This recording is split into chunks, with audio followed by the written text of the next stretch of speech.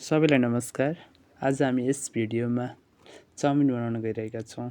त्यसको लागि सर्वप्रथम एउटा भाँडोमा पानी लिन्छौँ र चाउमिन राखी हल्का पानीमा उमाल्छौँ।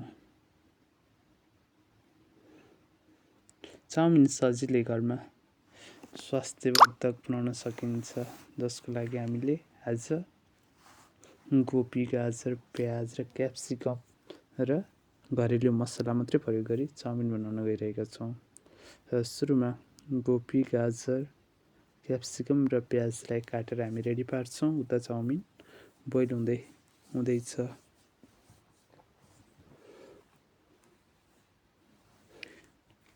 यी सामानहरू सजिलै बजारमा पनि पाइन्छ।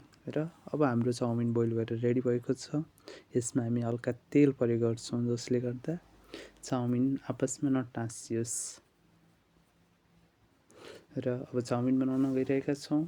र चाउमिन बनाउनु पहिला एउटा सफा भाँडो लिन्छौँ र हामीले यहाँ एउटा ठुलो भाँडा जहाँ चाउमिन चलाइ पकाउन सकियोस् भनेर ठुलै भाँडा युज गरिरहेका छौँ। हजुरहरूले पनि आफूसँग जुन सामग्री छ त्यो प्रयोग गरी सजिलै बनाउन सक्नुहुनेछ।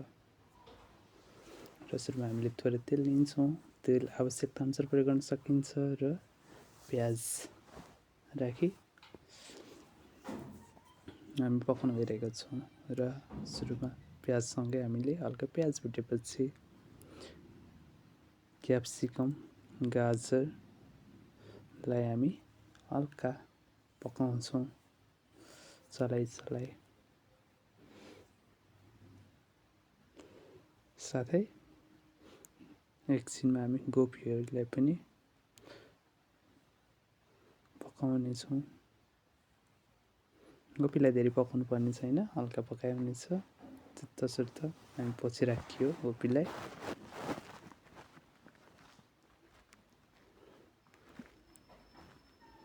र अब हामी नुन, बेसार र भुटेर तयार पारिएको खुर्सानी, जुन हजुरहरूले पनि घरमा भुटेर सुकेको खुर्सानीलाई भुटेर अनि पिसेर प्रयोग गर्न सक्नुहुनेछ, जसले गर्दा छुट्टै स्वाद आउनेछ। र अब हामी आवश्यकताअनुसार चाउमिन राखी मजाले चलाइ पकाउनेछौँ।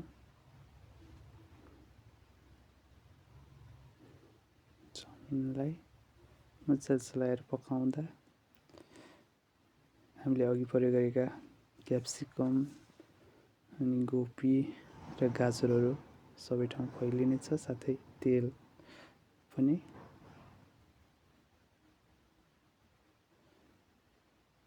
सबै चाउमिनको भागमा पुगी चाउमिनलाई पाक्न पनि सजिलो हुनेछ।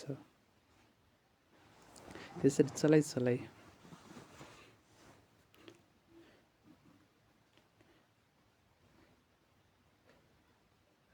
चलाइ पकाइरहेको चाउमिनमा हामीले 2 चम्मच जति भिनेगर र 2 चम्मच जति सोया सस प्रयोग गर्छौँ। र हामीले पुनः फेरि चलाइ पकाउनेछौँ। हजुरले भिनेगरको ठाउँमा कागती या घरमा भएको चुकमा हल्का पानी राखेर पनि प्रयोग गर्न सक्नुहुनेछ। र हामीले आफूले बनाएको मसलालाई राखेका छौँ। र त्यही चाउमिनको प्याकेटमा भएको मसला पनि हामीले प्रयोग गरिरहेका छौँ। र हजुरले आफ्नो आवश्यकताअनुसार प्रयोग गर्न सक्नुहुन्छ। यसरी नै हजुरले रेडी भएको चाउमिनलाई प्लेटमा राखेर सर्भ गर्न सक्नुहुनेछ, जुन स्वास्थ्यको लागि हाइजेनिक छ। यसमा हामीले अजिनामोटो प्रयोग गरेका छैनौँ, जुन बालबच्चाहरूको लागि पनि लाभदायक हुनेछ। धन्यवाद।